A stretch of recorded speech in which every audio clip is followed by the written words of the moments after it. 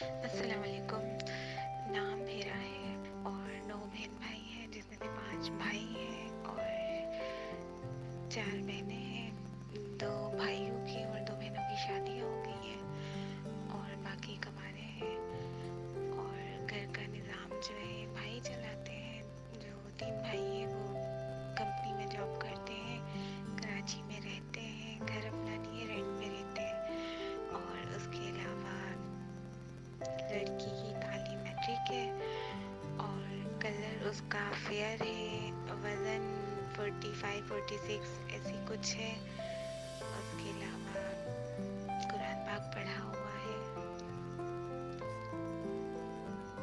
और शादीशुदा नहीं है, रिश्ते की तलाश है। और जो है लड़का अच्छी फैमिली का हो, अच्छा हो, काम वाम अच्छा करता हो और जो है फैमिली बहुत ज़्यादा बड़ी ना हो, नॉर्मल फैमिली हो और लड़का भी अच्छा हो।